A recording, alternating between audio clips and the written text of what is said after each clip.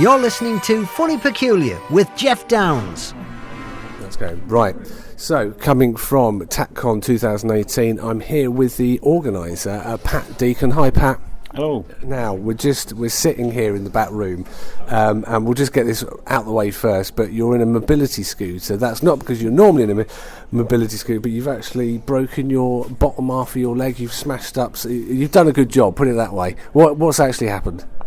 Basically, fell down the stairs. Just as simple as that, nothing heroic, no rescuing kittens from trees or anything, it was just down the stairs. I went the fastest route. And then and I've broken my leg years ago, so is it the tibia, it's the fibula, have you done both? It's the ankle, it's actually an existing, originally had a bone graft a number of years ago. Right. When I smashed my leg up when I used to work offshore, and I've broken just below the bone graft. Oh, right. So it's... Anyway, aggravator, but it looks impressive. People have started to sign it, and that's most... And you get sympathy as well now. No, I think people are more concerned about the fact that I'm not running around, I'm driving around instead. So, which is not. Well, it looks like that looks like an organiser should do. Now, you've been running Tatcon for 5 years now, and this year, is there any different about the other years that you've done it? Is it bigger? Have you got more tattooists? Yeah, we're on to 170 artists, grown every year. It's just pushing it and changing in different ways. We're going to go in different entities, different ideas, walk-ups, etc. And you've got the first one you did 5 years ago. How many tattoos did you have then? 43. 43. So it takes that belief and passion to keep going for 5 years, and it is growing. And there's a massive stage, there's entertaining and stuff like that. So now you're a fan of. Why did you actually get it going? Why did you start it? Basically, Blackpool used to have a convention about 15 years ago, and I had some work done at that years back, and it hadn't run for a long time. Tattooing was getting more and more popular. I've had my first ink 30 years ago. Right. And I thought, well, okay, I'm going to put this together, because I like the live music, I like tattooing, put it all together, and that was it. And had you ever done this before, event organising on this scale? I've done some events. My friend Russ Smith and I did Everest Space Camp a number of years ago for charity, and we put on a summer ball at the same venue. So I've done a couple of things like that, just off the bat as a hobby. And then that's why I said, right, okay, I'm going to put this whole thing together, and this is the result of it. It's massive. It's brilliant, and there's such a buzz about the place, and you've got so many stall holders going on. Are you going to get a tattoo today or anything, or you're just too busy? Normally I'm too busy. I have all the artists here, but I actually had one done yesterday. I've got a chap here, James Monnery, who is doing nothing but cancer ribbons. Right. He's doing them all straight to Macmillan. Okay. It's all going straight to charity. So all the organisers, and a lot of my staff that are helping out, we've all gone and gotten done. And I had the pink cancer ribbon done on the right shoulder blade yesterday. Okay. And that's great, and worthy causes, and there's a lot going on in that aspect. But as an event organiser, what's the general stuff that is it spinning plates? Is it just you've got to worry about performers? There was a bit of an electric outage there. Are these the things that go on an hourly basis? Everything in per hour. I'll have the stage acts going on. We've had a wedding today as well. Yeah, we saw that. That was brilliant. I've got live animals in the traders area, owls, vultures, etc. People want power. We've got all the competition entries coming in now for the judging later on at 5 o'clock.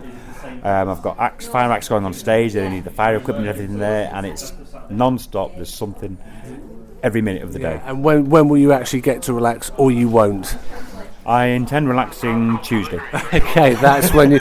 And you were just saying there's a competition on today, so is that between the... so that's the best tattoo, or the best... all the artists are being judged today, are they? Quite a lot of them. We have 15 categories over the weekend, and today there's 7 categories which involve best of day, best small, black and grey, best portraits, etc. Okay, so people that don't, and I'm lay person on this, so there's styles, the categories, and what was the first one you said there? Black and grey. Black and grey, so that's just literally colours. It would just, but that, okay, it's a drawing. Pure black and grey, or compositions of, or shades of. And then what's the other category? You've got old school and new school. And what's old school and new school? So it's a difficult one to break down. Some of the old school work, as in the old style tattooing, your classics of your swallows and the style of it and the composition of it, the colouring, etc. Because tattooing's moved massively forward over the years.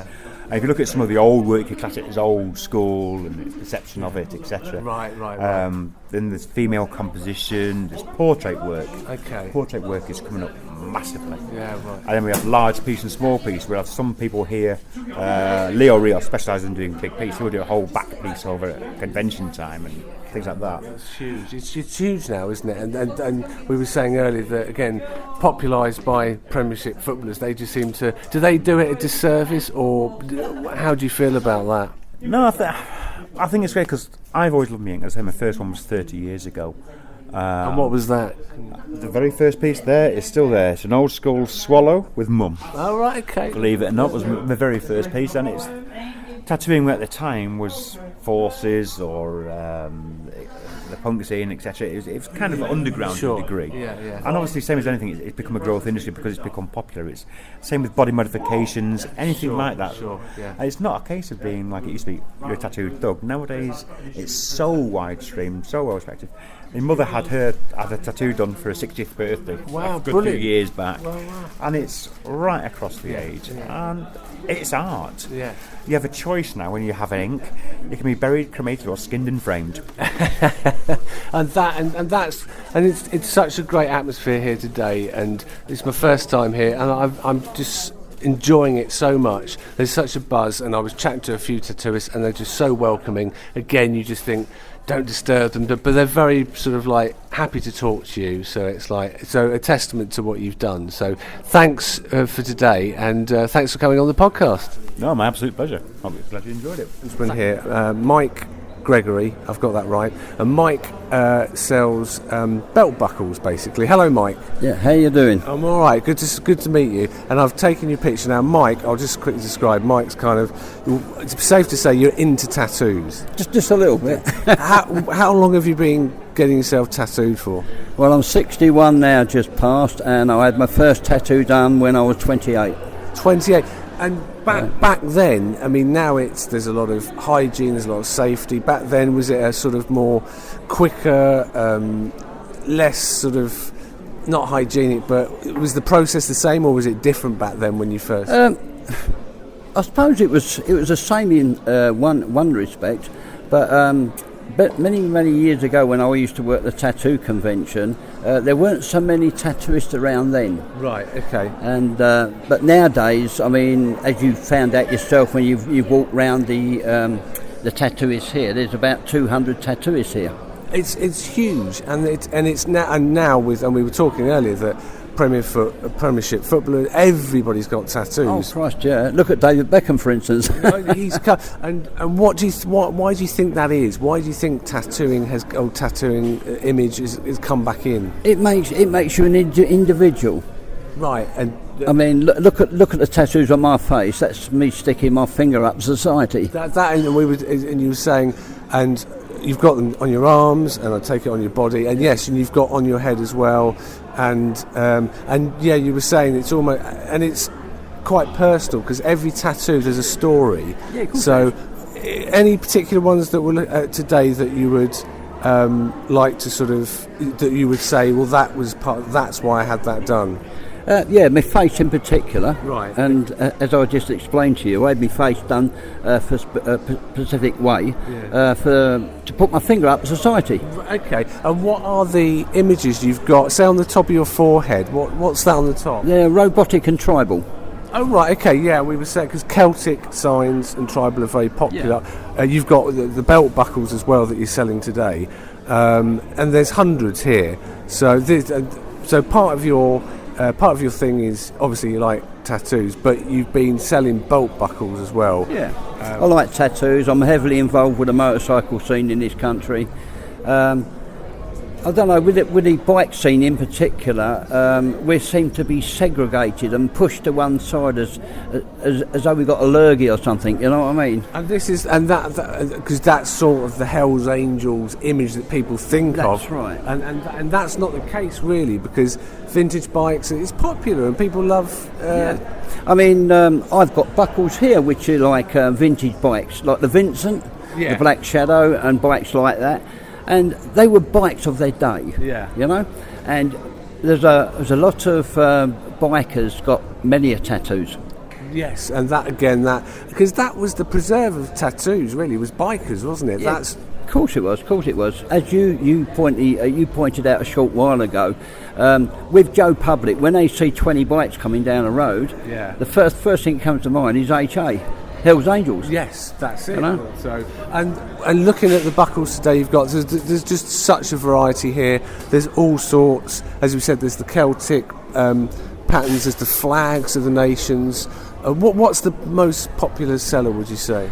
Depends on where you are and the clientele that you're retailing to, but overall I would say Celtic is my best seller. Right, Celtic's the most popular one. So, very much so. And you've got some guitars. I saw that was part of mods. I'm a big Who fan, so you've got some targets over there. I try to cater for everybody, but it doesn't always work. It's tough to know where the market's going. And where are you next after this particular? Well, when I leave here on Monday, I travel out to Aviemore for a big biker event by Harley Davidson. It's run by Edinburgh Hog, and it's called Thunder in the Glens, and there's going to be 16,000 Harleys up there. Wow. And 16,000? 16,000, yeah. They take over the whole of Aviemore and surrounding areas. And it's a bit like the Daytona of Scotland. Right, okay, it just is swamped. Yeah. And that's for the weekend, is it? Oh, yeah. Well, listen, thanks for chatting to us today. Just to give a shout out, it's Buckle Mania UK. That's Mike's website. You can find you on a website. Yeah, I'm on Facebook as well. I've been doing buckles and belts and running the business for 37 years. Wow, 37 years. So I must be doing something right. You're doing something right. Mike, thanks for chatting to us today. You're very welcome.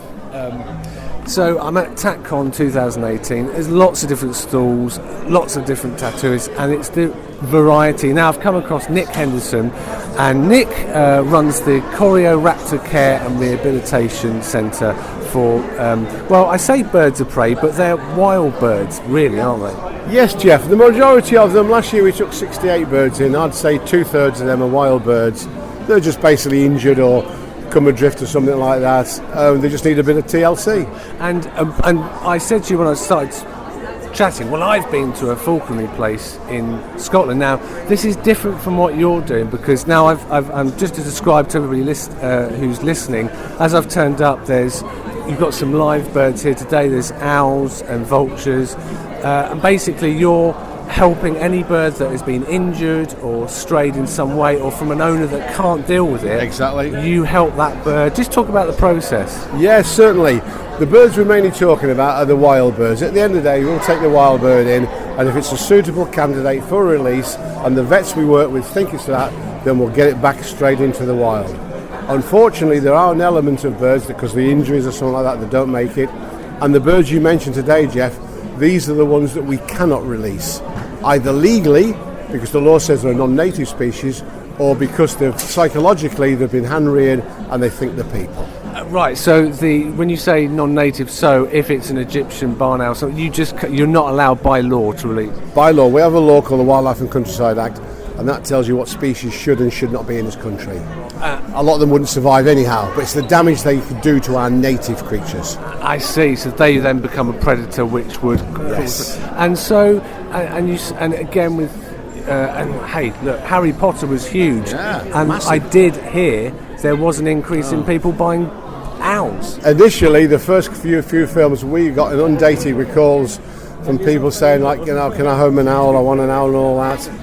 After a while, they did start to put on the end of the films that owls are not suitable as pets. Really, that was a. But it's happened before, hasn't it, with the Ninja Turtles, with 101 Dalmatians. Really, there was Ninja Turtles. People wanted terrapins. Yes, and the sale of terrapins went up tremendous. I think at the end of the day, if you explain to the children or whoever wants them, they're just not suitable, then they generally realise. And because there is now, people want more exotic pets. They want something a bit different. How do you sort of bridge that gap, dissuade them, or you can't? Oh no, I think you can do. End of the day, because a lot of the time people let the hearts rule their heads, and especially how sometimes birds of prey are marketed as chicks on the website, that little ball of fluff, so it applies to the hearts and all that instead of the minds. But all you need to explain to people, first of all, they're purely carnivores, so rats, rabbits, mice, things like that, they're not keen on that. But then it's actually, what do you want out of that sort of relationship?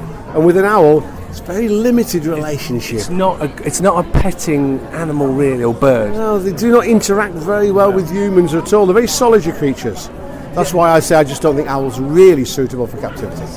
And now you've 20 years the foundation, your charity's been running for. And where are you based? We're based in North Yorkshire, Bentham. We've been there, like I say, over 20 years. We've been a registered charity for 20 years. And last month, we took in our 1,000th native species bird. And what was that? That was a hobby. It's on our Facebook. If you want to look at our Facebook, please. What's your Facebook page? Oh, I don't, Jeff. I can't remember. I'll tag it in. Like, go on, grab. Where's your? Let's have a look. It's all right. I'll fill. Don't. It's all right. There's a. So that's fine. That's fine. And there it is. It's on Facebook. It is Courier Raptor Care. That's all one word. They've got a website which is www.raptor.org.uk. Telephone number 01524263482. So get in touch. And just behind you there, pop that under my thumb. And we've got, and this is, you were talking earlier. So behind you is George, the turkey, a Turkish vulture. Now he can't be returned. Well, no, he's based in an American bird, that's South and Central America. It's what you call, he was illegally imported into this country. There was a number of them that were brought in many years ago. They were stopped at customs. We took on George and one of his siblings. Sadly, the condition of his sibling was very bad and he died. Now, I must stress, because he's a non-native species, we can't release him into this country. We can't, as a small charity, afford to send him back to America. Right. We deliberately worked with George and hand-reared him, so now he thinks he's part of the team, part of the family, so we can use him for education purposes and for coming to shows. And will you do the shows where you'll get him to fly onto the gauntlet, or do you sort of don't like that? I'm not saying it's wrong, the commercial side of birds of prey. I have certain concerns over it, because some of these people do make a lot of money. There's a lot of good people out there as well. I prefer to go along the educational route. Come to see the bird, you can take a picture of the bird, ask us questions, and then we'll talk you through that way. And sometimes you can get a little bit closer to the birds. And learn and get to and understand. Habitats, environments. Yeah. Brilliant. Nick, thanks for talking to us today. And it's an impressive setup you got here, so cheers. I appreciate that, Jeff, and all the best, mate. Thank you. I'm actually with one of the guys just getting tattooed, one of the punters. Hi, how you doing? Good on yourself. Not too bad. And is it Kieran? That's it. That's it, Kieran. And Kieran he's being tattooed by a gentleman. And so if I could just ask, what's your... My name is Dane. Dane. Dane's tattooing Kieran. So now I'm new to all of this. So now you've got quite a few tattoos over your body. How many tattoos have you got on your body? This will be my sixth one. Sixth one. And you'll probably get this asked all the time. Is it painful? Specific areas, definitely more of like the flabby areas. It gets a bit painful, or by the bone. But normally where he's tattooing now, where there's sort of a hard skin, not so much. And every tattoo, speaking to a lot of people, it's a prominence and there's a story, perhaps. What are you actually having done today? Today is a character from a game called Reinhardt. His purpose, basically, he's an old-fashioned hero. And that's sort of the type of characters that I tend to like, and stories and things like that. Old-fashioned hero, likes to, protect the innocent, the weak, things like that. A sword, shield, that type of stuff. Chivalry. Basically, Okay, because I think a lot of people expresses perhaps politics and your morals. Yes, definitely. And where's the game from? Is this a computer game or? Computer game, well, either game, but it's called Overwatch. Overwatch. That's it. Okay. That's it. And how long is this going to take today? We've been here I think for maybe an hour and a half or 2 hours. So I'm guessing probably another 2 hours or 3 hours. It's a long time, and I notice a lot of people have. You've got your phone beside you, headphones on. How are you just getting through it today? Oh man, sometimes I just blank out every now and again. It helps a little bit. Music helps as well, but I mean, there's a guy on stage just now, kind of distracted me a bit. But every now and again, close my eyes, just go somewhere else, come back, but. Also, sometimes it depends. Sometimes it gets a bit of pinch of pain and it brings me back to reality a little bit. But other than that, like I just drift off or something like that, or someone will come and speak to me or whatever, And then when you get this one done, are you then planning your next one? Oh yes, it's going to be this my right elbow or all of that, whole sleeve. Yeah, I'm going to do a bit of Norse mythology on the sleeve. And when you say a sleeve, that means the whole arm. Whole arm, yeah. That must take just weeks and weeks. It's definitely going to be different sessions, 100% different sessions, yeah. Is that the trick, to do it is in different sessions? Yes, definitely. The smaller ones is fine. You can tend to sometimes do them in one go, but the bigger ones, definitely if you want colour, definitely more than one session, yeah. Well, thanks for chatting to us today. I'll get your Instagram later and I'll take a quick snap because I'd love to see the finished result. I bet you would as well. Oh yeah, I can't wait. I just can't wait to get off the chair as well, man. I know it's a long session. Process. Thank you for chatting today. I'm with Dane as well. Is that right? That is absolutely fine. Cool. And Dane, how long have you been a tattoo artist for? I've been a tattooist for 8 years, my brother. 8 years. 8 years, dude. And where are you based? I am actually based in Scotland, Alexandria. It's near Balloch, Loch Lomond and stuff. But I'm from South Africa. I was going to say it's not a Scottish accent, but you're originally from South Africa. And what's the tattoo scene in South Africa? It's actually, you know what? It's quite good, dude. It's quite good, but we got a lot of politics and stuff down there. So it's at the moment we've just been like, I came over here for the kind of trade getting a bit better over here, if you know, like. And it is because I've known a South African neighbour who came over on the problems of that he was getting carjacked all the time and he was finding it quite a hard existence, and he came over here. So have you kind of come to get away from it a bit? Oh, I would say, I mean, you know, we had a lot of things with power outages. So in Cape Town, where I was from, they just kept on cutting the power for like 3-4 hours. You could be in tattoo and then bang, dude, like. So mid-tattoo, the power tattoo, and it would stop, you know. So like, I just needed to get out, and I think over here in the UK, the industry is booming, man. You can evolve here. And it's on the increase. Oh my god, yo, dude, there's so many people with tattoos. It's crazy. There's about 200 tattooists here today. Dude, this easy. And they are all fucking talented. Oh, sorry. No, swear away. Oh, right. They're all amazing, dude. They are, honestly, dude, I was walking around earlier, and it's phenomenal. And a lot of tattooists will specialise in certain art. What do you specialise in? I specialise in kind of like a neo-traditional. It's kind of like, that's kind of my stuff there. And she specialises in more like black and grey. Okay. So my stuff's a bit more kind of old school with a little bit of a twist. Okay. Thick lines, thick colours, you know, thick shading.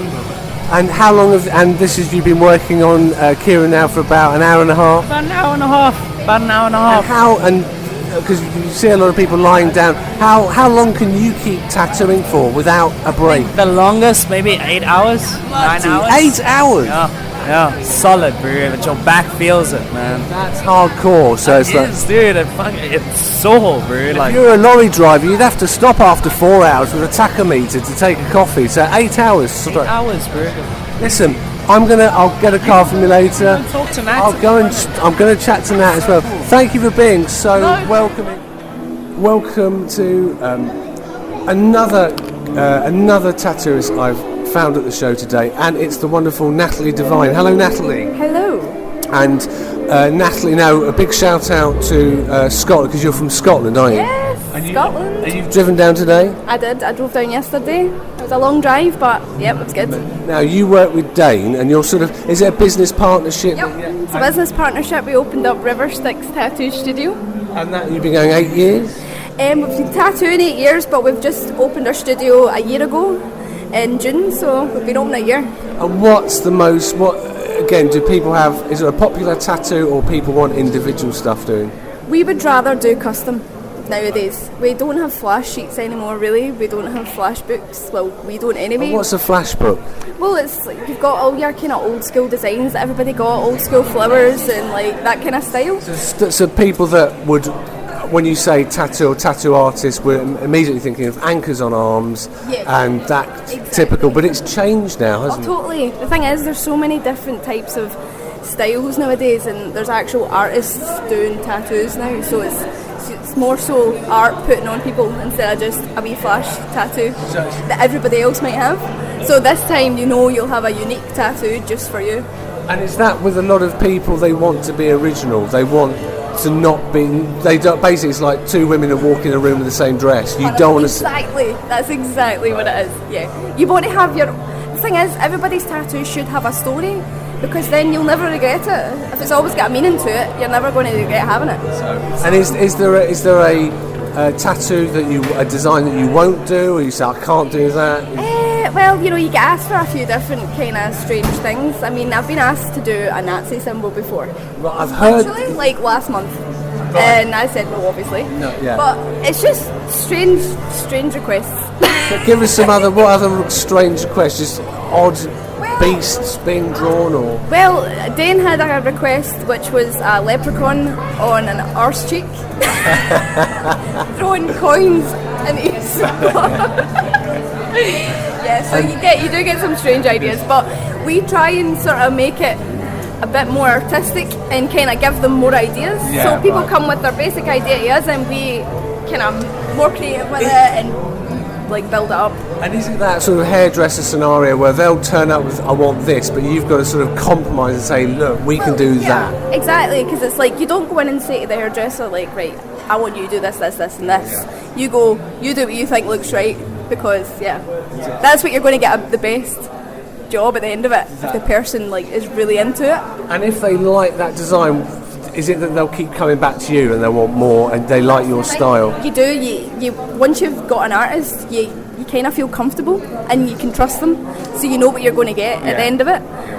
But there's so many different kinds of people. You get people who collect art and they go to loads of different artists, or you get one that they just stick to that one artist and they go nowhere else. Right. So, and you've got your pad on you today. So now I've seen a lot of tattooists will be sketching. Now we're in the digital age. You can so you do electronic sketching. Yeah, we've got our iPad Pros. We use Sketchbook, the wee apps on it. And it's actually so good. I mean, see when you think about the amount of paper wastage and stuff that you used to get, and the fact that you can press undo is amazing. Right, okay. and once you've done the design, you'll print it out, and then does that work as a stencil on the arm or wherever you're on the body? If you've got a sheet, whatever's black on the page will show up on the carbon stencil. Right. So you put that through the stencil, and then that comes through, and it sticks to. Basically, it's like a wee kind of machine. Right. And then you just stick that on with some stencil stuff, and that is you ready to go. And that's it. You just start. And then when we can see Dane's over there working on Kieran,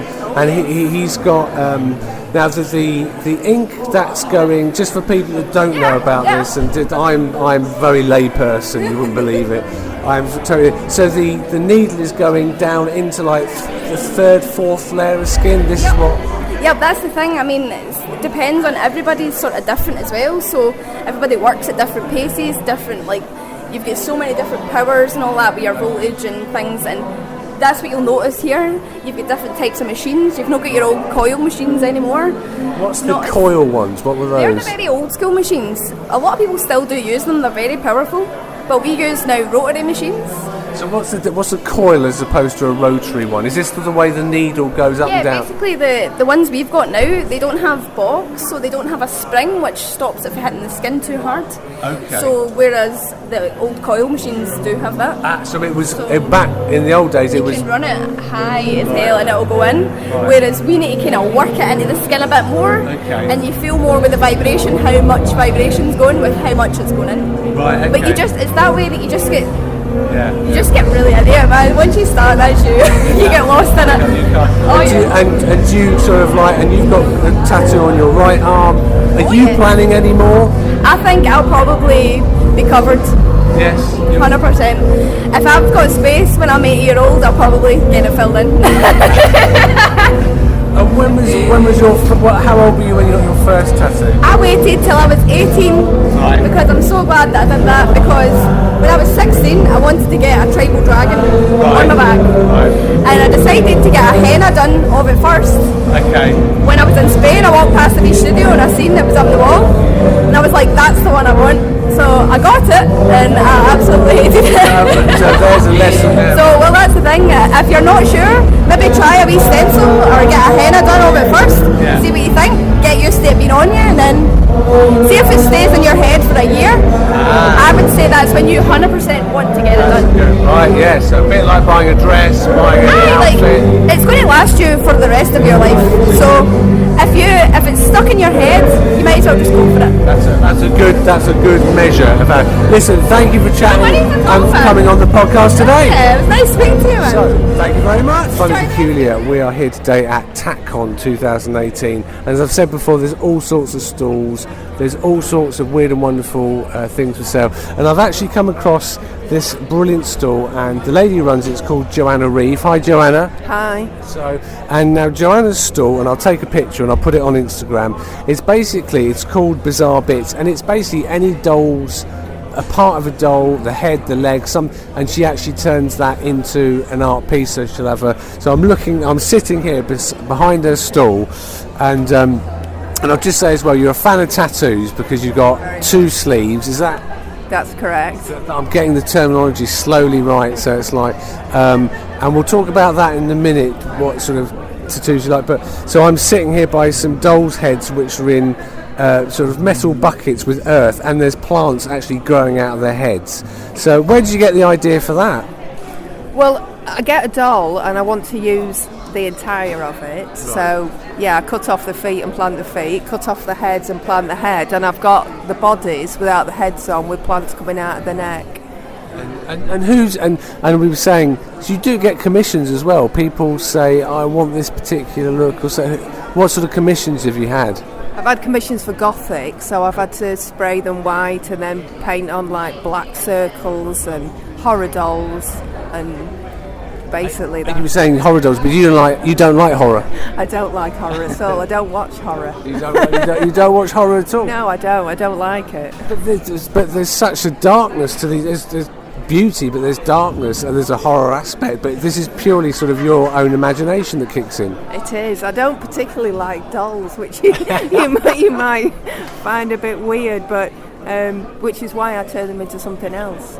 Which is nice in a way, because it's almost confronting a fear in a way, isn't it, and doing something different. Yeah. How long have you been doing this for? On this scale, about 12 months, but I've always been creating something at some point. And what did you do? Are you an artist by, I mean, you were saying you have a 9 to 5, you're a civil servant, but before you did the dolls pieces, were you an artist before that? I do draw. I used to draw a lot, and I have painted in the past, but I prefer the medium of creating something from something else rather than the flat art. Right. Yeah. So the art. What sort of stuff did you draw? Well, realistic, mainly animals actually. Oh right. Yeah. And that was, so you did that for a bit. Speaking to some artists today, do you get a bit bored once you've done it? You think, I'll move on to something else. Yeah, it's the same with this. I'll get an idea and I'll run with it, and I might do 10 or 20 of them, and then I'll think, I can do loads of these because they're really popular. But after 10 or 20 of them, I don't want to do them anymore, so I then switch to something else. And what's the most popular seller, would you say? And we're looking at lots of different heads, lots of different doll parts. Which one sells the best? Just the plain ones that I don't do anything to apart from slice them open and put a plant in. And those are the most popular ones. And can people then do what they want with it? They can. They can continue growing what I put in it, or I do sell them when they're plain. Or they can put all sorts in, which is why I have the dishes. So I stick them on saucers so you can put like pens in, or paintbrushes, toothbrushes. So we're looking at now, so these are the ones with just the heads off, and so yeah, you could put a plant or pens or something. Oh yes, there's pens in that one over there. I see. Okay, there's lots of different. But plants, I like the plant effect. I love. It's almost like a wig or new hair. That's the thing. It looks like hair. That's the one. Yeah. And what sort of conventions will you do? I mean, this is the tattoo conventions today. Do you go to general craft fairs to do these? Do you get strange reactions from people? What's the strangest reaction you've had from a customer or from a passerby? Well, I've had a few strange reactions today, but it's mainly just people pulling faces, because you either like dolls or you hate them, and if you hate them, I've had people walk past actually shielding their eyes. Really? Really? Don't want to look? Don't want to know. So there's deeper psychological issues obviously going on with that, we don't know, but so really they just don't want to look. But has anybody come up to you and gone, I don't know why you're selling those, they'll never, or some sort of very helpful person? but no, it's generally Not today. But previously. Previously, what sort of things? When I sell online, I've had a lot of comments about what I do, and I have kind of pointed out that it's actually a doll and it's not a real baby. Right, okay. Just as a caveat, Yes. I won't go into what was said, but yes, I'm not a serial killer as suggested. Oh, really? They were convinced it was actual, but. Yes, I've had people call me all sorts, and really it's just recycling at its best. So but I'm glad you cleared it up anyway for that particular person. Yes, and now, and also, so this is great for you today because we're at a tattoo convention, and you've got a lot of tattoos on you. So, when was and our popular question I'm asking now, when was your first tattoo, and which one was it? When I was 18, it was a lizard on my back from the film The Dark Crystal, and I've since had it covered. Really? Now, why is that? Because I had full-size wings put on my back, and it was in the way. Okay, so it was, and I spoke to someone earlier, a tattoo artist, and they said, if you want something, you should live with it for a year in your head, and when that year's up, if you still want it, then go and get it. Is there any that you regret having done?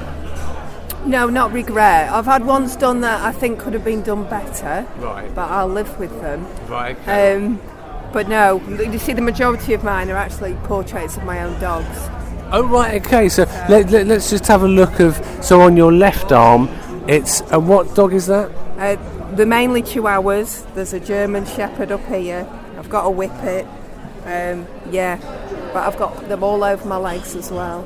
And can you, obviously there came a point, they say once you get one you just keep going. Did you try and stop and go, that's it, I'm not having any more, or you just keep going? I did stop for about 10 years. Oh, really? And why was that? No reason, I didn't decide I wanted anything else, and then when I did, I kind of went for a big style. And you went for it, you just, what was that? What was the one after the 10-year sort of the not having anything, and then you went for it? I think it was actually an artist that I'd seen, Nigel Curt in Barnsley, and I went to him, and he did a portrait of one of my dogs, and it spiralled from there on in. Carried on from there. Well, listen, thank you very much for coming on the podcast today, sharing your doll's heads. I'll give you a shout out. So if you want to find out Joanna, if you go to, if you've got a website, you're on Facebook. I'm on Facebook. And what are you on Facebook at? It's Joanna Reeves. Joanna Reeves. So if you look for Joanna Reeves, and there'll be doll's heads, I take it, you'll see. So go and have a look. Absolutely fascinating. I love them. It's so different. It's so alternative. It's so very funny. And I'm here with Kelly Ryan today. Hello, Kelly. Thank you very much for chatting to you. You all right? Yeah, I am. Not too bad. And there's lots of different styles around today, and I'm looking at all the different artists. What's your particular style, Kelly? What if to describe it, how would you describe it? So I do a lot of like mandalas and geometric, but I also say mandalas. Yeah. What's that? Like sort of like henna sort of base style designs, and then I do like a lot of like colour traditional as well. So. And is that quite a common style, or is popular, or it's just depends? It's not as common where we are. You tend to find out in the bigger cities and stuff that it's a lot more popular. But in like the little town that we work in, it's not as common. So it's nice when you get to do a little bit. When you come to these conventions, do you prefer doing the conventions because people will seek out a particular style or want something a bit different? Yeah, and you also get to like decide which piece you want to do on what day and stuff like that. So you can do a really big traditional piece, and then like the day after you can do a big geometric piece. So it doesn't matter. Yeah. And have you been busy this weekend? Yeah, it has been really busy. So it's nice to have a bit of a chill time. Yeah, I was going to say there's a lot of tattoo artists. You just head down doing it for hours and hours. So, what's the longest session you've done on a customer? Probably full day sittings, so anywhere from like 8-9 hours in a day. 8-9 hours? Yeah, you have like your dinner breaks and obviously like little drink breaks and stuff in between. But yeah, they are long days. That's a long session. So Listen, thanks for coming on the podcast today. I appreciate that. It's cool. So there's so many things that I said to see today. Lots of artists, lots of tattoo artists. And just as I start my podcast, he starts going on the microphone. Typical. Oh, now he's giving a shout out for a car. Let me just wait. So I'm with Izzy and Andy, and Izzy is known as Little Lady. That's her tattoo. Is it a handle? That's an alias or a handle. I don't know. It's my Instagram name. I suppose. Fine. Yeah. I'm so 1983. That's what we did in CB radio. So I'm talking with Izzy. Yeah. And now, how long have you been now, I was saying, do you prefer tattooist or artist? Either really. I suppose I tattoo, but I'm an artist at the same time, so either works. And how long have you been an artist for?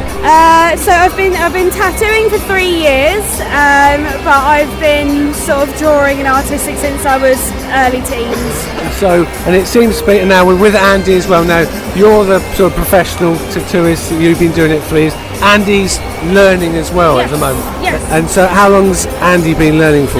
Coming up to a year now. Yeah. And is this the process that you'll have a mentor when you get into it? Did you have a mentor? Yes, I had a mentor. I still work with him now.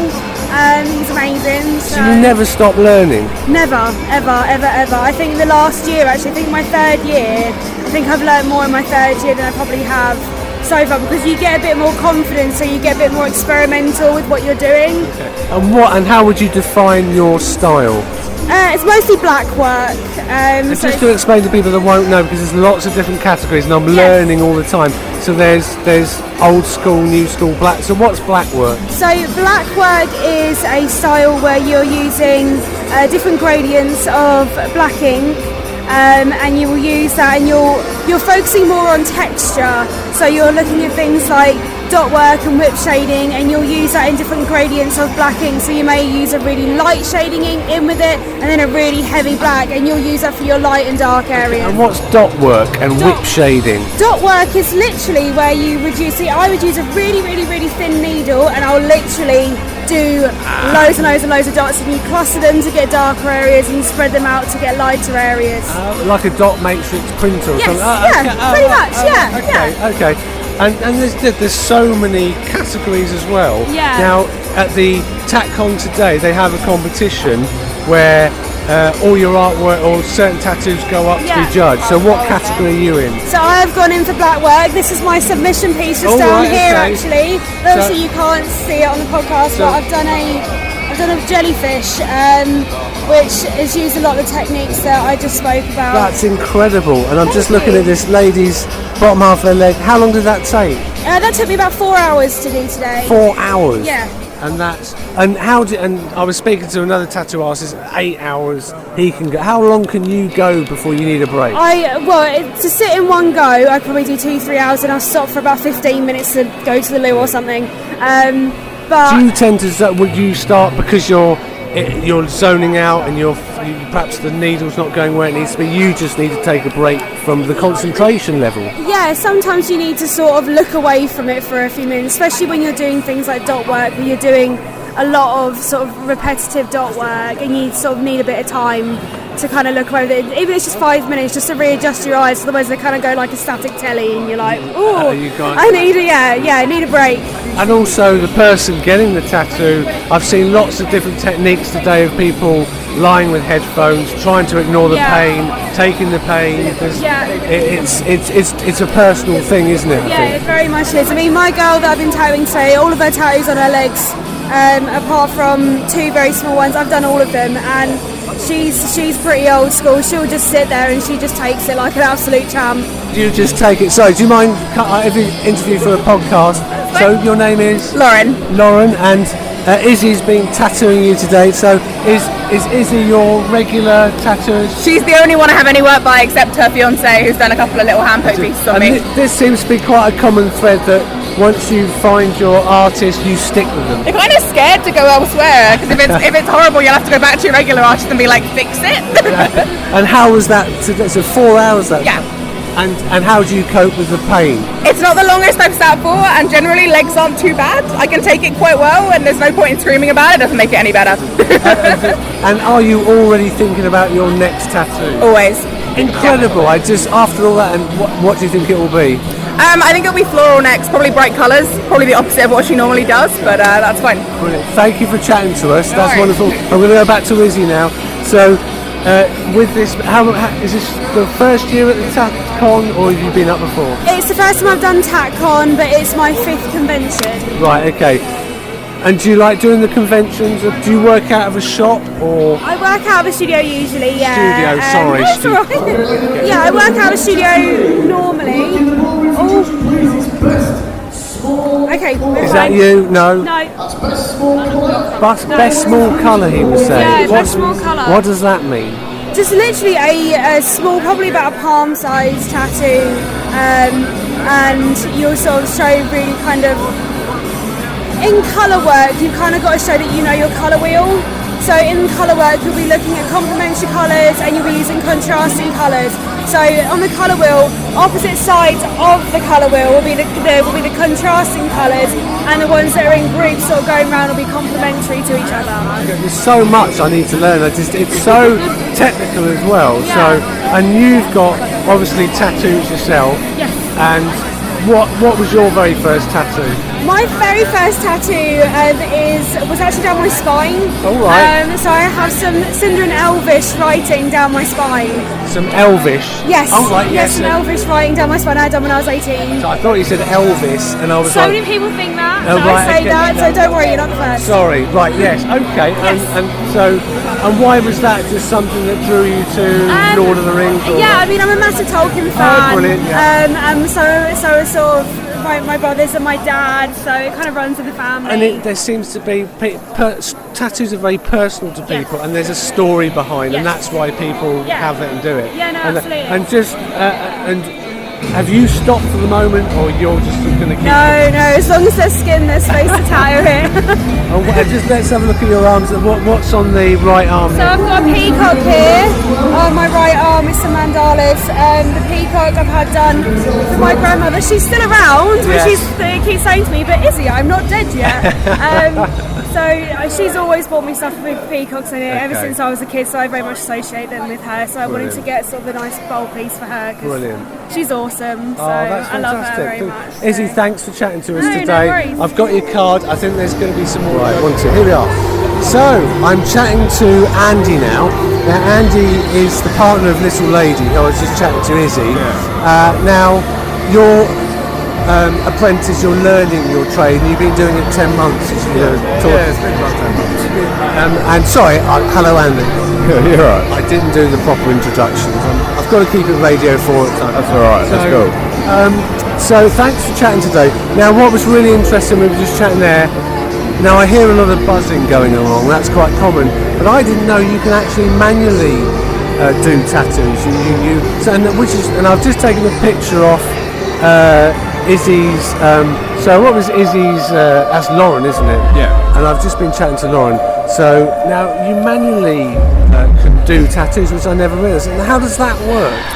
Basically, we use the same needles as you would with a normal tattoo. Yeah. So they're the same needles that go in the machine, and you can either just hold the actual needle itself, or you can get little tools that almost look like pens, where you screw the needle into it. Yeah. You can get longer ones that are about 18 inches long, where you stretch and you almost look like a small pool cue. Right. Okay. And then there's the bamboo style, where you tap it in with 2 bamboo sticks and you basically hammer it in. Yeah. Okay. And is that is that how tattoos were done originally before machines came in? Yeah, basically the whole manual tattooing with the bamboo sticks, they used to make them out of bone and just generally hard wood sometimes as well, and they'd basically just make the tools themselves, and it'd all basically tell a story. Right, all of these tattoos would tell a story on their Because I body. suppose it's like cave paintings, it goes back to before they would have had a machine. I never thought about it. Yeah. So you're doing a very, very old traditional style. Yeah, it's really quite primitive, to be fair. I mean, it's hundreds of years old now, and tribes all over the world have been doing it. And yeah, like you said, with the cave paintings, it sort of evolved into doing it onto skin. Yeah. And obviously with the people that are getting them, rather than it being on a cape, it's on an actual person. It's a story of what they have done themselves. Yeah. And it's almost like a big timeline. And are you an artist yourself? You trained at college or drawing, or you just thrown straight in there? I don't actually have any formal art training whatsoever. I did a music course in college. Oh right, okay. So you're a musician by trade, or? Well, I mean, before I worked in tattooing industry, I was working in a factory driving a forklift doing shift work. So it's a bit of an upgrade. It's a bit of an. Was that just a sort of, I've had enough of this, I want to do something different? I mean, I basically stayed in the old job to put Izzy through her apprenticeship. Yeah. And now the tables have turned, and she's got the almost developing tattooing career to start in now. So she's now starting to get the ball rolling and can help me now doing my apprenticeship. So are you now doing, so obviously you are doing live clients because you've done Lauren's the stag on the bottom of her foot there. So you're doing the odd one here and there? I mean, that was done quite a few months back. Right. That's quite an old piece now, but this convention I'm purely here to help Izzy take her bookings and ease her weekend basically. Yeah. So she's the one that will be doing. And has she booked out for the whole weekend? I mean, she was booked up until about an hour ago. Right. But we're waiting for more walk-ups tomorrow. Hopefully it's going to be a bit busier tomorrow. Apparently it is on Sunday, so... It's supposed to be, isn't it? Yeah. Is this your first Tatcon as well? It's our first Tatcon, but it's our 5th convention. It's the 5th convention you've done as well. So, and do you prefer this than the shop and the studio work, or it doesn't matter? It's much more of a buzz doing it here, because it's just, there's so much going on around you. And do you get to talk shop with other artists and you can catch up with ideas? Yeah, we basically, we know quite a few people that we've met just through conventions that we meet up with whenever we do one, and we talk about what we've been up to. We show pictures and inspire each other to do new artwork, and everyone sort of keeps each other going, and it's just a really happy, positive sort of thing here. It is. It's a great atmosphere today. Again, a lot of people walking around with cling film around the leg, but happy customers. Yeah, that's it. It's all about people just wanting to decorate themselves, and we can do that for them. Exactly, wonderful. Thank you very much for chatting. Congratulations, because you're engaged, Izzy, and you're getting married. When are you getting married next year? Next October. Next October. And are you having special his and hers tattoos done? I doubt it, but there'll probably be some along a tattoo line somewhere. There'll be some. Thank you for coming on the podcast today. Thank you very much. It's been a pleasure. 2018, loads of acts, loads of performers going on, and one of the performers that we've had on today is, and he's with me now, I just watched his set, and it's David Ronderson, better known as the Cold Heart Review. Hi David. Hi, thank you for having me on. No, you're very welcome. And you play sort of very bluesy guitar, bit of slide there. How long have you been doing this for? About 4 years professionally. I get to go around and I make, it was really to keep the set varied, because if you're doing solo acoustic stuff, you've got to try and hold people's attention if possible. And sometimes doing the slide stuff, it's just a little bit different, so it stands out a little bit perhaps. And what was and today the set you did was a mixture of sort of blues standards that you do, or is it traditional stuff and your own stuff? Yeah, it's about 50-50, and recently I'm upping the amount of me, if you know what I mean. Yeah. And so I'm gradually dropping the standards out of the set. But it takes time, because you get so used to doing songs a certain way, and to have them in and then lose them is quite hard sometimes. Right. And what's the standards you're doing? And who's your big blues people you follow? Well, earlier on, the second number I did was a track called Evil, a Howling Wolf song, and I did a medley of that with Beer Drinking Woman, which was Memphis Slim. And so there's a couple of them. There's a couple of the real older ones in there, and there's a few I've written as well, so I'm trying to get a bit of a combination. And so you've been going 4 years professionally. Yeah. So, and do you have albums out, or and what is it like trying to release something with the competition? Well, it's quite tricky. The first, I've released 2 EPs, and I had a single off the first one, You're a Picture on a Wall, and then a single off the second one, Hope and Magazines, and both went to number 1 on the iTunes Blues chart. Wow. Which was really nice. I mean, I think that's really largely due to the day it was released, and the nicheness of the genre, that it's not something everyone cares about, but the people that do care quite a lot, if you know what I mean. Yeah. And so they'll turn out, which is nice. And are you also on the road supporting bands? Is that again? Is that a good way of getting your music out there? It's lovely. To be honest, supporting bands is such a treat because you've got none of the stress of selling tickets. Yeah. Like I did, I talked with Dr. Feelgood last year, and with 9 Below Zero, and because it's similar what we do, but a bit different. Yeah. And I'm so easy because I can just go on and do an acoustic set, and I'm off, so I'm not stressful for them. Yeah. But then also they've got. They can guarantee a high number of people will turn out to see them, and I don't have any of that pressure. I just get to turn up, so it's a real treat. Yeah, and also a chance for then on the merch store you can have your CDs and everything. That's it. You get to have a bit of a chat with people, and quite often you get guitarists come over and ask, "Oh, what tuning are you in?" and blah blah blah blah blah. So it's really fun. Brilliant. And so for the rest of the year, you're touring the UK, are you? Yeah, there's. I think I've got about 8 more festivals this year.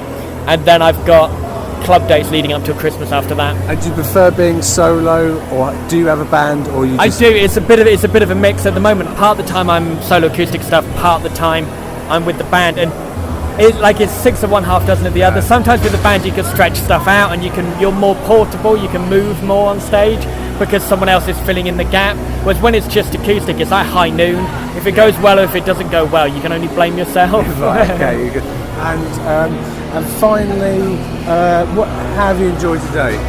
I've loved it. I mean, it's one of those things that when you do these tattoo things, you don't know who's going to be up before you. So I had a guy who was phenomenal, swallowing swords and all the rest of it. And it's tricky to go on stage after something like that because he's so galvanising, and you can't help but look.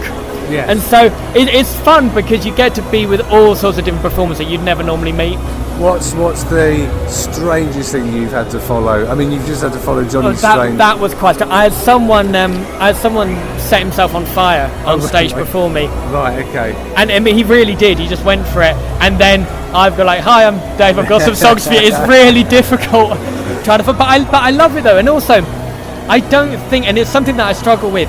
You've got to try to make music shows visual, and I think the female performers are much better at that these days. Okay. That they just think more about the whole show and really can draw people's attention in, whereas I don't know as just playing songs is interesting enough anymore. Do you think people, so because of now the massive stadium tours and the big screens, that people want something visual? Even in a smaller setting, I think they do now. Yeah. And so it's very tricky because, because I'm doing all the guitar and all the singing when I'm doing acoustic shows, it's very tricky because if I stop doing something because I'm pointing or carrying on, everything stops. But then at the same time, I don't know how exciting it is visually, so it's really hard trying to get the balance right. That's the pure essence of music in a way, Yeah. isn't it? And that's partly what I was. I listened to your set; it was brilliant. Oh, that's nice of you. Thank you. I love the blues. I'm like, it's fun, isn't it? Raikuda, that's I love so Raikuda. that's the sort of. So I love a bit of slide. So good to see a bit of slide as well. Thank you. But anyway, and where can we find you? You're on Facebook? Yeah, I'm on Facebook, I'm on Twitter, I've got my own website. If you look up the Cold Heart Review, REVUE, you'll get to me. Brilliant, wonderful. Thank you very much for coming on Thank the podcast. you for having me on. Brilliant. And it's Alex Alvardo. I've got that wrong completely. Alvarado. Yeah. Okay, I knew I'd get that wrong. So it's like the press. And where's that? Where are you from originally?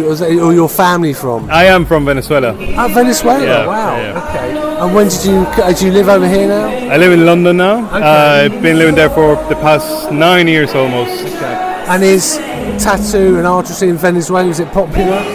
You know what? It's a weird one. I don't know if you know about the situation in Venezuela, but basically it's very political unrest at the moment. Completely crazy. Obviously, things that are so alternative and niche as tattooing sort of get a back seat in everything, but there's so many amazingly talented tattoo artists that come from Venezuela. Yeah. Literally 2 of my favorite artists are Venezuelan, and they work in New York City.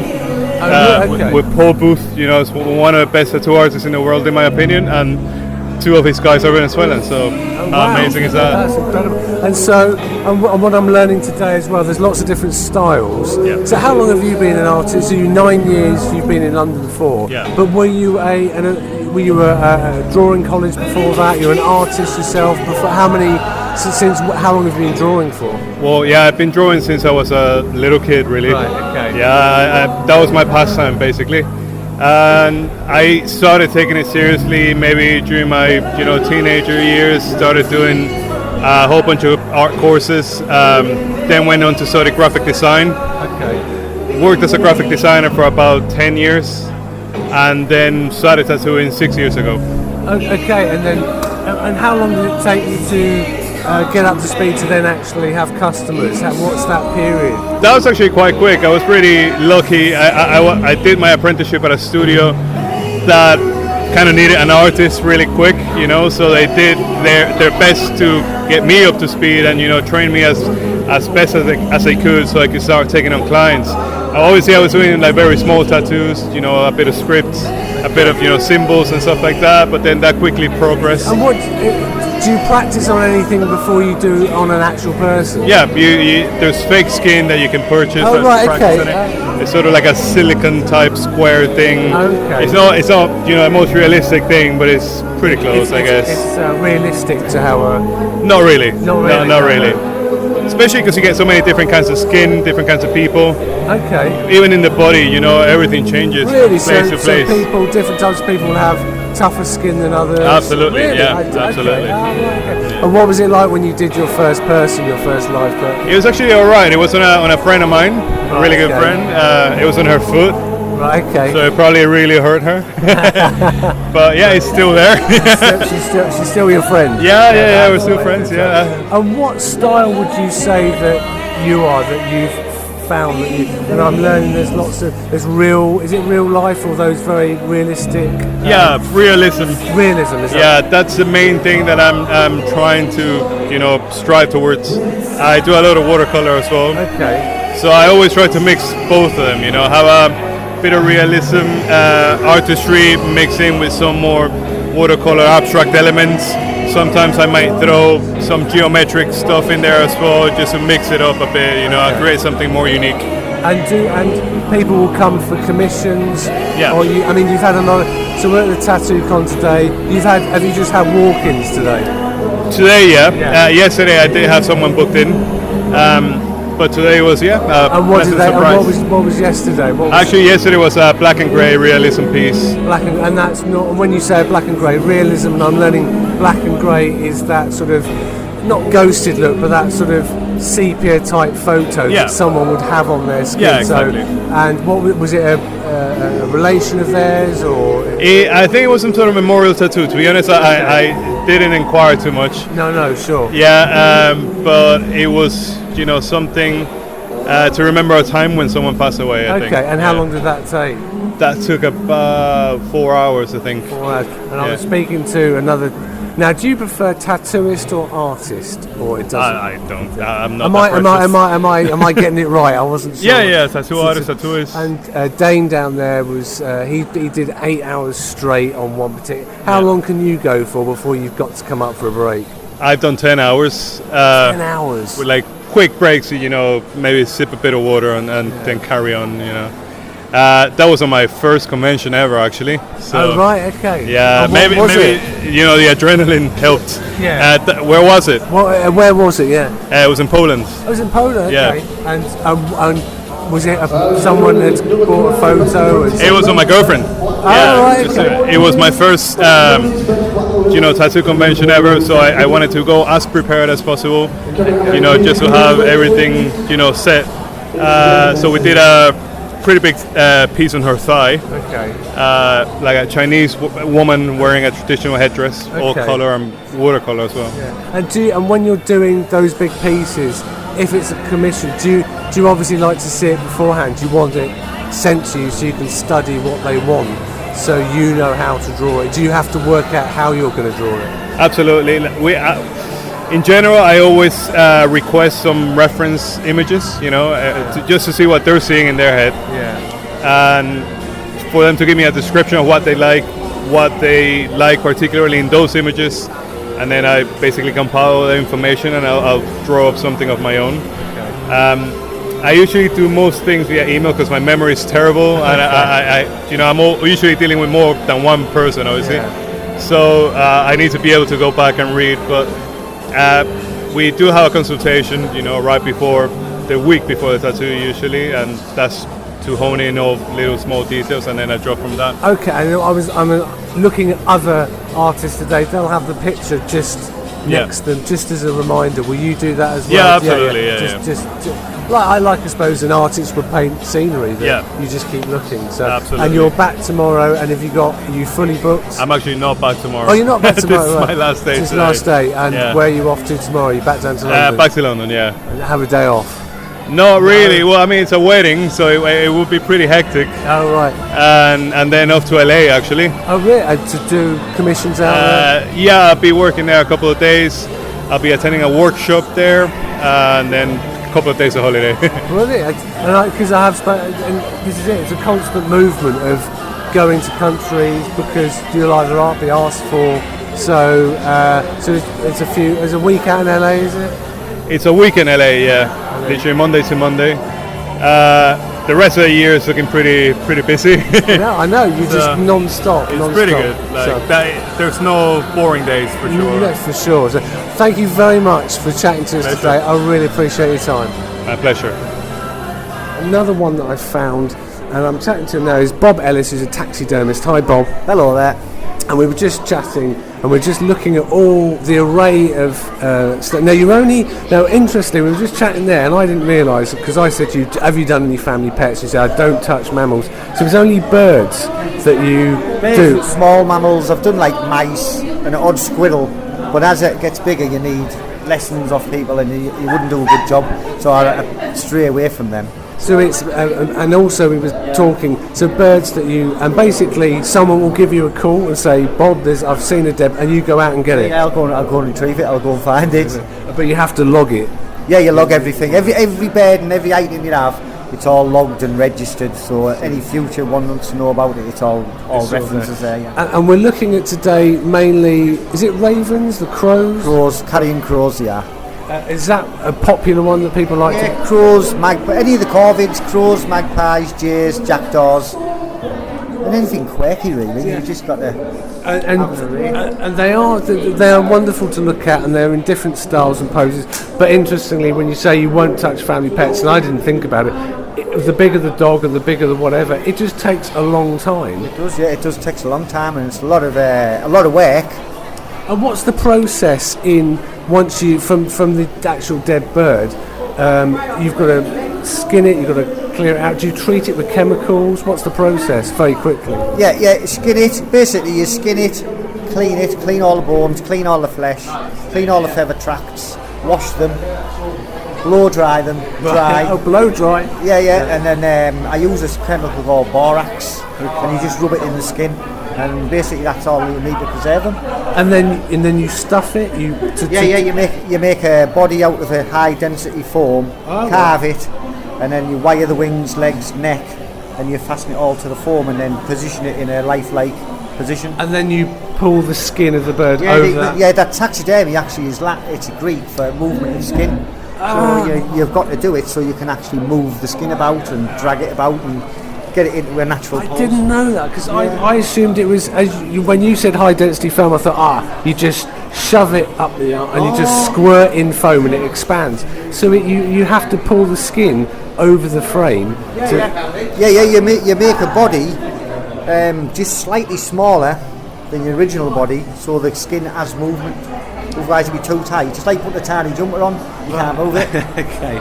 And then you sew it up, or you. Then you obviously the skin's a little bit loose, so you put fill in where it needs filling. Right.